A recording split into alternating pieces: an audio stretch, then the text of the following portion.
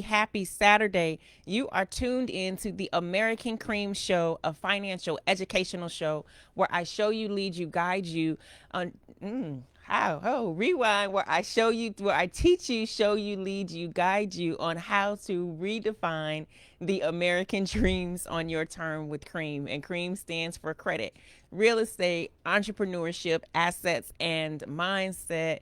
Get in here, get in here, get in here. We are on the third day of July. That means we are more than halfway through 2021. As I remind you often, 2021 is still the year of wealth. So we are on July 3rd. That means you got a few months left to do what you came to do what you said that you were going to do in this wonderful year of 2021. Once again, let me rewind the intro because I know Facebook has a little bit of a delay. YouTube, y'all will see the hiccup. The podcast, y'all will see the hiccup. But Facebook, you're just getting here. So you're tuned in, tapped in, and will be turned on to the American Cream Show. The American Cream Show is a financial educational show where I show you, teach you, lead you, and guide you on how to redefine the American dream on your terms with Cream. And Cream stands for credit, real estate, entrepreneurship, assets, and mindset. I am Hyacinth Henderson. For those of you who don't know, by day, right? I like to do by day and by night. By day, I run the Henderson Financial Group. The Henderson Financial Group is a full service financial planning and investment advisory firm. We've been here for 30 years. Well, we've been in business for 30 years, and I've been with the firm for 19 years. So y'all get in here, get in here. Thank you for being here. Thank you for showing up for yourselves. It's always good to see you, but more importantly, I see you. I see your commitment. I see your dedication. I see your drive, your motivation to attain financial freedom and really to do things in a different way. So let me check in with my people. I see Mario here. Good day, Mario. How are you feeling? Miss Redhead is here. She's already affirming herself. I am my greatest asset. Yes, you are. Miss Dorothy is here. Happy belated birthday, Miss Dorothy Henderson. That's one of my favorite people right there. My guy CK, Curtis Kegler, good morning. I am my greatest asset in all caps. Yes, you are. We got June Daney here. Happy Saturday. And my good friend Diana George is here as well. All right, so we're going to get into it. We're going to get into it today. I won't be here for a long time, but I'll be here for a good time. So I think I titled this Evolution and Economic Value. Yeah, so evolving and economic value. And I debated with putting the your on top of that, but I'll go back and edit that. So we're going to be talking about your evolution and your economic value. And so here's the thing with evolving and growth and evolution. It's very subtle. And so you all know that I like to share experiences so that we can connect the dots and pull it all together. And it won't sound like I'm just want. Like I'm really giving you examples that you can see how subtle life is and how subtle things happen, but yield big changes. So this past week for 2 days, I skipped town to one of my favorite cities of all times. That is New Orleans. I went there for rest and restoration, right? Restoration, to eat and to be fed. So I skipped town for a few days, and on my last night there. So let me rewind. When I was younger, right? Because I'm almost 40 now. When I was younger, I would go to New Orleans with a group of friends and we would hit up Bourbon Street. And if you're not familiar with Bourbon Street, now's a great time for you to do some research. You can hit YouTube. I'm sure there are videos of Bourbon Street, but it is a party street. It's a long strip of several blocks of restaurants, bars, clubs, everything you can imagine. And as someone said to us, this trip, there are a lot of people on Bourbon and only 25 police officers. So you're basically on your own. But anyway, back in the day, I used to go and I used to have a great time. So this trip, it wasn't for that. It was for a specific purpose, like I said, to eat and then to be fed. So as I'm enjoying my trip on the last night, we go to Bourbon. And I related to Bourbon in a different way. Excuse me. It brought back, I'm going to take a sip of water so I can clear my throat. So I related to Bourbon in a different way. So years ago, 10 plus years ago, 15 years ago, when I used to go to Bourbon, we would have a great time, lots of dancing, lots of drinking, lots of partying. Woo, that was a time of my life. Now I spent most of my time outside of Bourbon except for the one night when I went back. And when I went back, it was a different environment. However, it allowed me, excuse me, it was the same environment, but I saw things differently.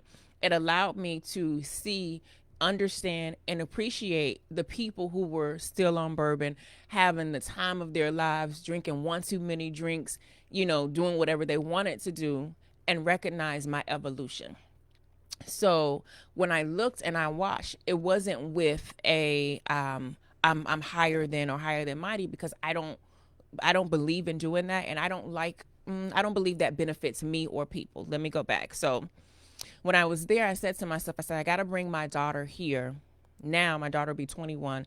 And then I hope that she comes back with her friends, maybe when she's 27, right? So before 40, but not alone before 27 or 30, because you could get caught up there. And so why am I bringing this to the show? I'm bringing it to the show because my last trip to New Orleans, which was several years ago, I probably enjoyed bourbon a little bit differently than I enjoyed it this trip. And so the changes are subtle. This time I'm on bourbon. I mean, I'm there, in and out type thing. And I'm like, oh, I had enough. Let's go back to the hotel now. And it happens so subtly. It happens quick as we're living. So I want you to think about things that happen quick as you're living, because your evolution is going to impact your prosperity or your poverty consciousness. The way that you evolve, the way that you connect the dots and say, hey, am I still doing the same things that I was doing yesterday and expecting a different result? Have I been going to Bourbon Street for the past 20 years and having the same exact experience that I had 20 years ago? If so, then you have to check yourself, right? If so, you have to look and ask yourself, what am I missing, or what can I be doing differently? So let's tie this into your economic value, because I want to drop something on you. I want you to tell you that I want to let you know that your economic value, your personal human economic value, is at the highest during your early working years. And so let's discuss what working years are. Most people I know nowadays, people come and they call our office and they want to retire at 40. They want to retire at 50. For the sake of this conversation, we're going to say retirement age is 65. You can retire whenever you get ready to retire. If you have enough money to retire, that's a different story. But let's say that your working years are up until age 65. So your economic value is at its highest during your earlier years. That means a 20-year-old has a higher economic value than someone who is maybe 55 or 65. Why? Because the potential to work and earn money is different. As you get older, things happen. I just told y'all I was on bourbon for about an hour and I was like, oh, I got to get in here. I got to get out of here. Things shift. So as you get older, and as you mature and have different experiences, the things that you once used to do before change. Let's talk about family dynamic. Let's talk about, your mindset. Maybe when you're in your 20s, 30s, 40s, whatever the age may be, your family dynamic and family structure is different. So maybe during that time, you're able to work more, you're able to explore more, you're able to educate yourself more and prepare yourself for the future. Why am I bringing this up? Because a lot of times people call here and they want to be able to retire or they want to go to the next level, but they haven't done things in a different way. They haven't shifted their perspective. They're still doing things as they were doing them years ago, instead of realizing my economic value is going to be tied to my process of evolution. Okay, so I'm saying a lot to say basically this: it's time to get your stuff together. So for the last 2 episodes, maybe 3, we've been talking a lot about becoming your own banker. We've been talking a lot about doing things in a different way. And so today's episode, the purpose of it is to continue to stretch your mindset and to have you look at yourself and understand, how am I relating to the things around me? How am I doing things? And so before I go into a couple of step process to share with you, I want to share with you something that I read in a book last night. So last night, I'm one of those poly readers. Anybody else know what a poly reader is? If you know what a poly reader is, drop a 1 in the comment section. A poly reader, if you know what that is, drop a 1 in the comment section. And while y'all do that, I'm going to give it a shout out. Hey, Miss Annie, you got a birthday coming up on Monday, so happy early birthday. Miss Brenda Brown, I am my greatest asset. Thank you so much for being here. Miss Vickers, good morning, everyone. Happy holiday weekend. And Lawrence Morris here. So I don't have any ones in the comment section. Nobody knows what a poly reader is? Okay, so a poly reader is someone who reads multiple books at one time. So at any given time, I'll have multiple books in my bag, on my floor, in my desk, in my living room. So last night I got back in town and I started reading a new book. And in the book, one of the sections is our title, Shuttles Are for Slaves. And let me put this into context, and then I'm going to open it up because I want you to be able to get this before you go on about your day. Hey, Larissa. Larissa's going to be on at 10:15 with James T. and Mr. Henderson. So stick and stay close. Larissa is our tax expert, and she will be here at 10:15 with Mr. Henderson and James T. Okay, so a poly reader. I read multiple books at one time. Last night I started reading a book, and one of the sections was titled Shuttles Are for Slaves. And so what happened was these people were at a workshop that they had paid $2,000, a conference that they had paid $2,000 a person to attend this conference. And so after the conference, many times when you go to these conferences, they, give you some hors d'oeuvres and drinks and stuff like that. And so there's usually a shuttle that takes you back from the restaurant to the hotel. And it had gotten pretty late at the after party, so to speak. And the worker kept coming in and saying, this is the last call for the shuttle. If you want to get on the shuttle, you got to get back to, if you want to get back to your hotel, you have to get on the shuttle. This is the last opportunity for you to get back to your hotel is by taking this free 99 shuttle. And so one of the people that were attending said, he blurted out, shuttles are for slaves. And what he meant by that, now let's go back. They're attending a conference that costs $2,000 a person. And here it is, someone is coming in and saying, if you want to get back, your only way to get back to the hotel is to take this shuttle. Now, what I got from that was when he said shuttles are for slaves, that mindset that I have to do what you say when you tell me to do it and only this way, that is for people who have a slave-like mentality. That is for people who have not realized that they are free. They can break free and do things in a different way. So when I hear shuttles are for slaves, it reminds us that, hey, when I'm free, when I'm a free thinker, when I'm a free being, when I do things differently, I can pick up what Hyacinth is putting down on the American Cream Show and do it differently because I'm breaking free of that slave-like mindset and mentality, and I'm doing things differently. And so in the case of the book that I was reading, it's like, hey, I don't have to take a shuttle because I got money. I can actually call an Uber or a taxi and get back to where I got to go. So when we tie this all together, I want to ask you, is what you're doing keeping you stuck in a slave-like mentality and slave-like mindset, which is also keeping you stuck in a poverty consciousness? So here's a quick exercise that I want everybody under the sound of my voice to do it this weekend. It doesn't matter when you listen to this. If it's on Tuesday and you listen to it, I want you to do it Tuesday and Wednesday. But I want you to do this exercise. I want you to start thinking about what your personal human economic value is. Your economic value is going to be different than my economic value. My economic value is going to be different than my girl Cynthia's economic value. Hey, Cynthia, how are you? Everybody's economic value is different. And when we're in a slave-like mindset, we believe that everybody has the same economic value. And when you start to believe that, you start to do things like the masses do. And we call that the herd, right? You take the M off of the masses, and what are you left with? So here's the exercise. Step 1, I want you to calculate the remaining years that you have to work. Remember, I told you I know everybody want to retire early, but for the sake of this conversation, we're going to do 65. So if you're 30, you have 35 working years left. Right? If you want to work, now y'all know Mr. Henderson says he's working till he's 90. He's going to be 63 this year in 2 months, and he always says he's working till he's 90.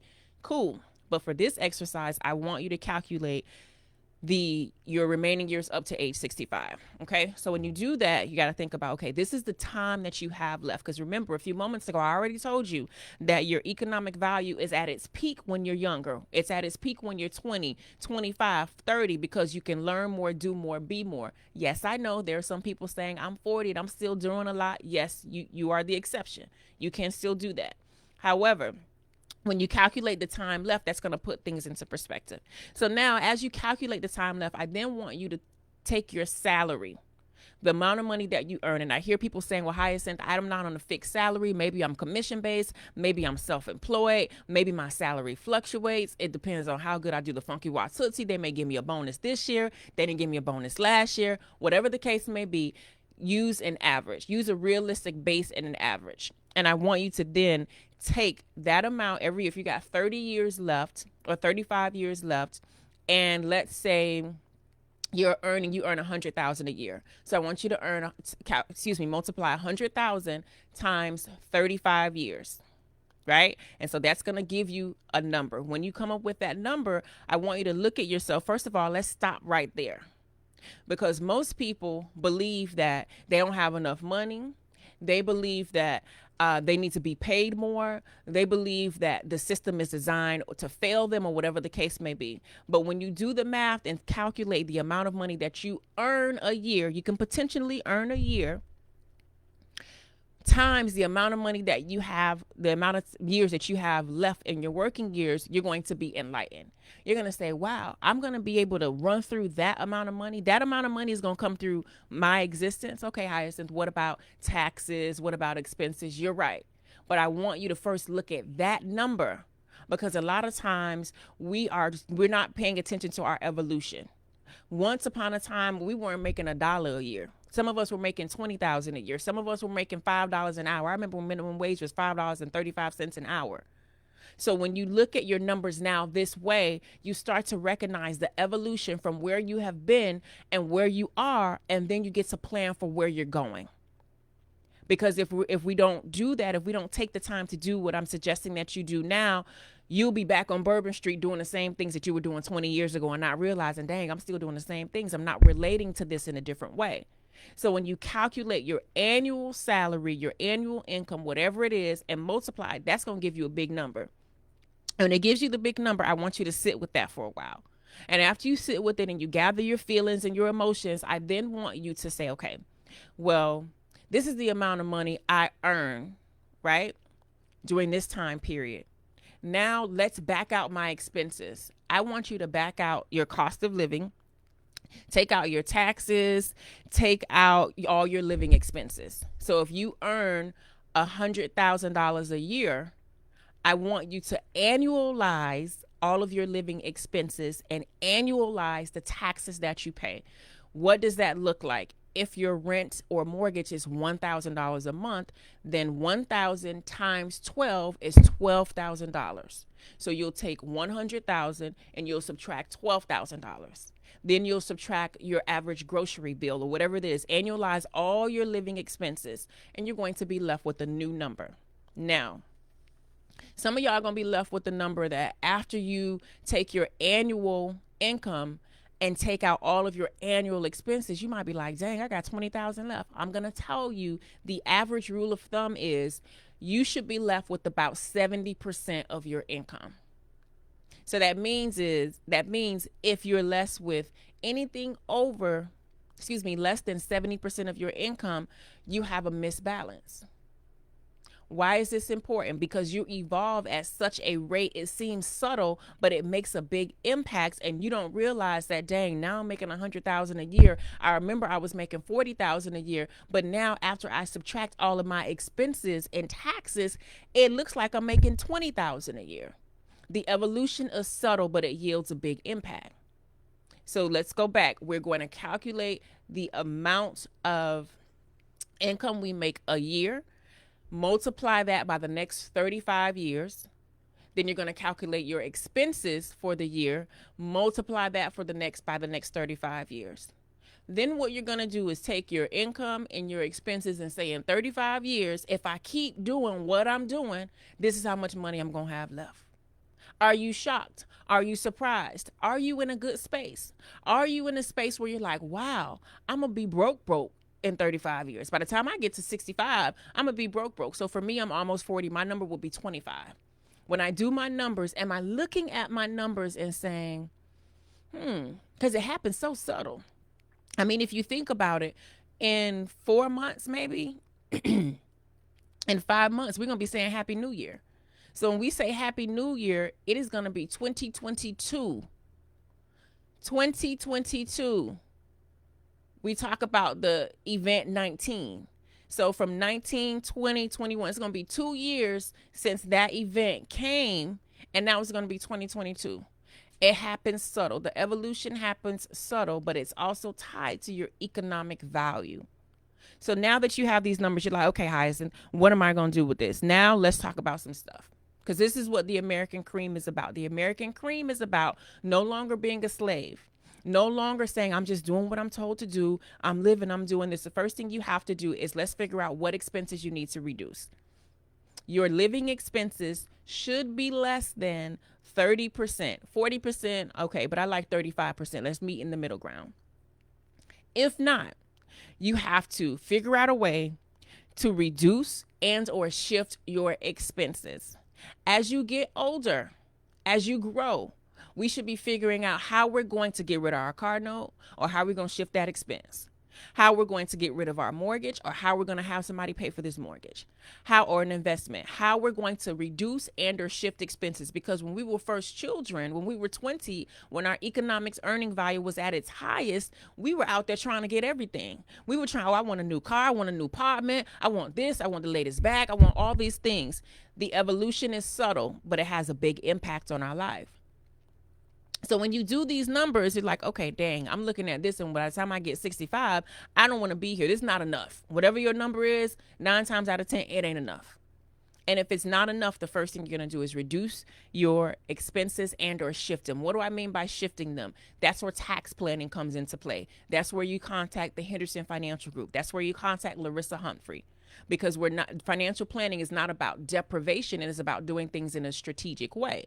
But there are levels to this.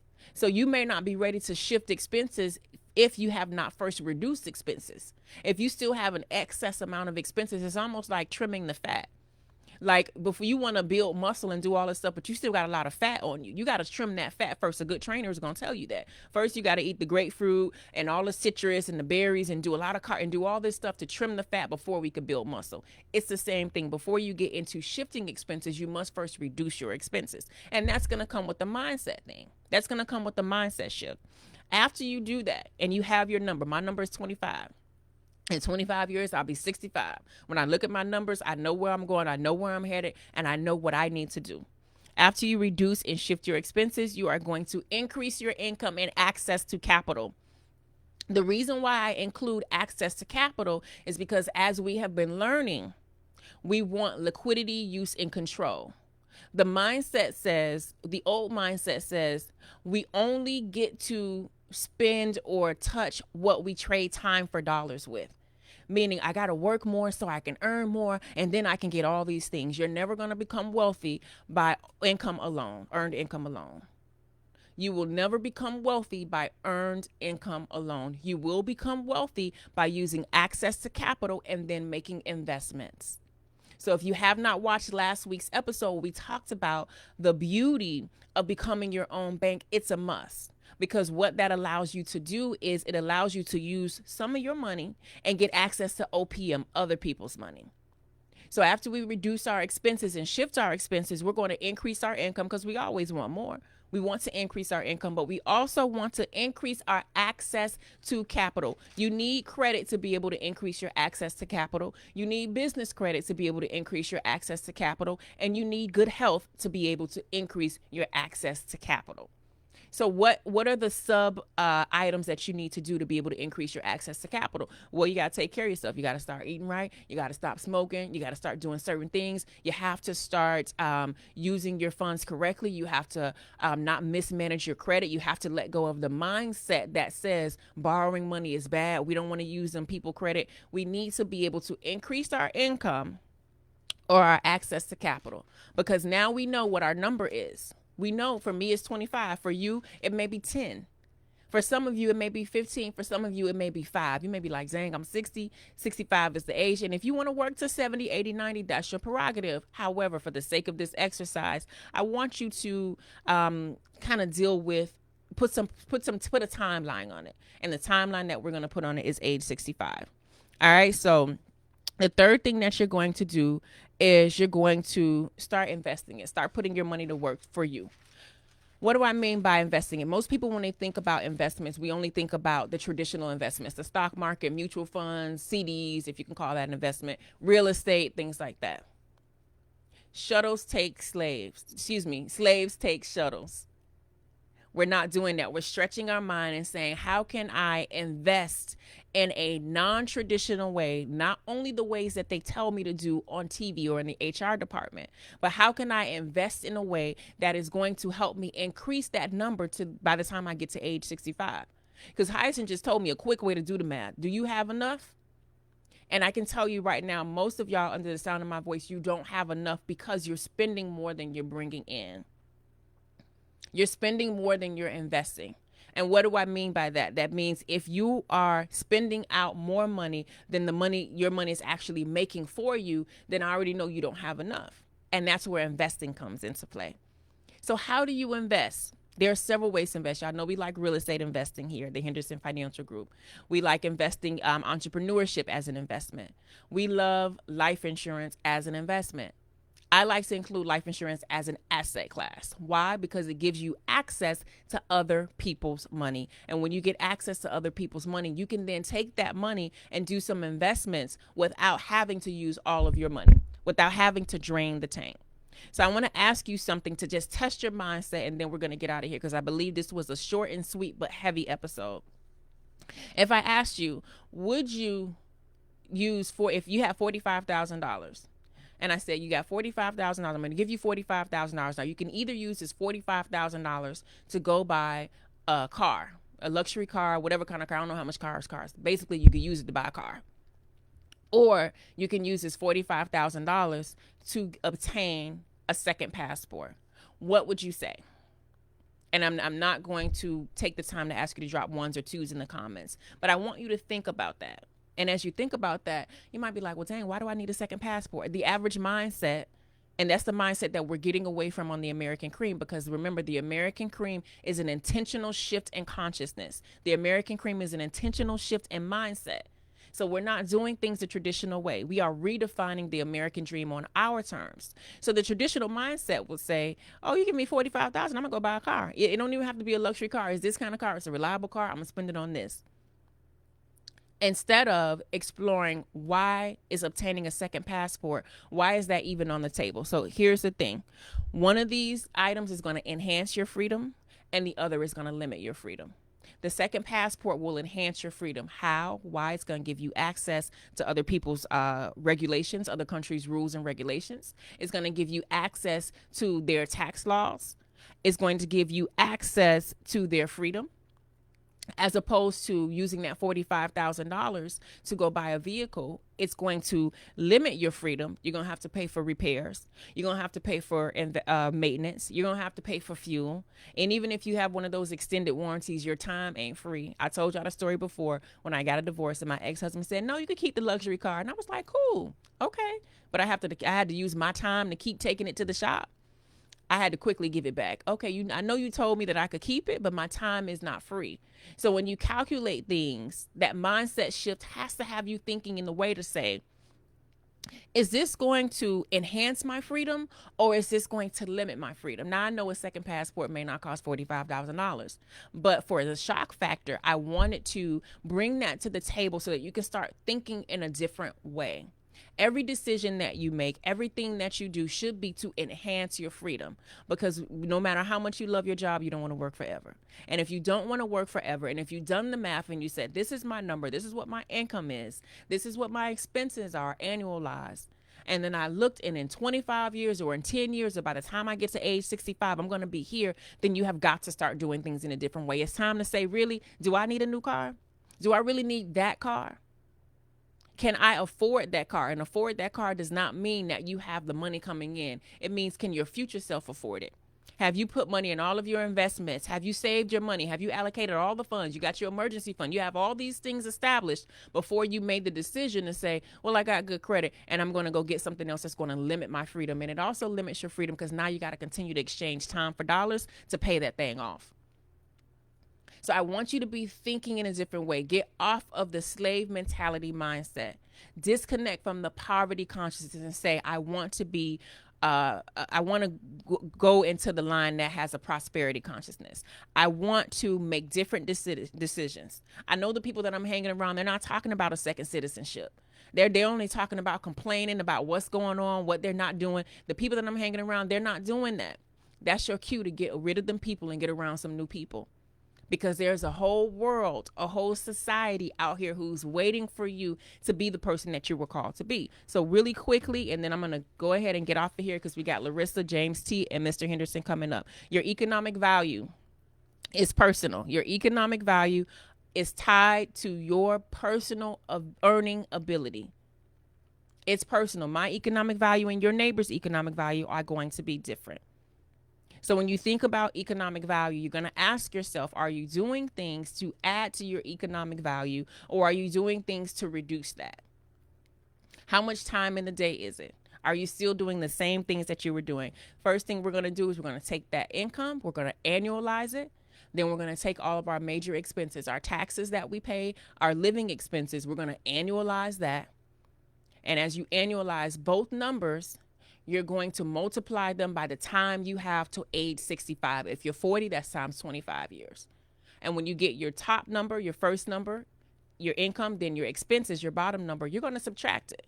And that's going to tell you basically, and I didn't include any interest and inflation and cost of living. I know we only have 30 minutes, but I want to give you just a basic formula so that you can say, I got to do something different. I have to evolve because the world is evolving around me. Things are evolving around me, so I need to evolve. And after you do that and you look and you face that, you have that Mike Jack moment where you're talking to the man or woman in the mirror, right? Then you're going to look and say, how can I reduce and shift my expenses? After you reduce and shift your expenses, then you're going to say, how can I increase my earnings potential and my access to capital? And then after you increase your earning potential and your access to capital, the third and final piece, because it doesn't make sense to do the first two pieces without the third piece, is you must invest your money. You're never going to work enough to get wealthy. It's only 24 hours in a day. You are never, I don't care how much you make an hour. When you are trading time for dollars, only you are limiting your wealth, your economic value, earning potential. When you start trading time for dollars and then use those dollars to trade dollars for dollars, then you can say, okay, dang, I looked up, I only got 15 years to 65 or 5 years to 65, but now this is double time. It's like I got another dog in the fight. I put somebody else in here and they're taking off with it. That's where investing comes in. That is my time. You have been tuned in, tapped in, hopefully turned on to the American Cream financial educational show. I am Hyacinth Henderson, the American Cream. I get on here every Saturday, and it is the purpose. I don't know why I'm like still not here. I think I'm still kind of in New Orleans a little bit. Let's rewind. You've been tuned in, tapped into the American Cream. The American Cream is a financial educational show where I show you, teach you, lead you, guide you on ways to redefine the American dream on your terms, because your terms are the terms that matters. We don't do stuff on their terms. The stuff on their terms will have us racing to take a shuttle when we got money in our pocket. Why are we racing to take a shuttle when I can catch an Uber and I can walk? I can do, there are other avenues available, but sometimes we get so boxed in, last call, you got to get on the shuttle, that we forget what we have. We forget that we control our earning ability. We forget that we are in charge of our economic value because we're just tuned in to what they're telling us to do. So on today's episode, the goal was to get you to expand your mind a little bit and say, wait a minute, I don't have to take the shuttle anymore. Wait a minute, I got some resources. Wait a minute, I still got time because I'm eating right and I'm doing what I want to do and I'm going to live past 65. So since I still have more time, I'm going to say, wait a minute, I can do more. I can be more. And everything that you have, everything that you need is already within you. You've been tapped in. We don't do it on their terms. We do it on our terms with credit, real estate, entrepreneurship, assets, and most importantly is mindset. If your mind is not set, your money won't be set. Your mindset is the foundation to your money being set. Until then, stay safe and stay sane. In about 10 minutes, you got Mr. Robert Henderson Jr., you have James T., and you got the tax expert, Larissa Humphrey, joining in. If you have not done so already, share it. It doesn't matter if you share it on your timeline, share it in your messenger, share it in your stories. It doesn't matter if they like the post. They are looking. Trust me, I know. Until next time, stay safe and stay sane. Peace.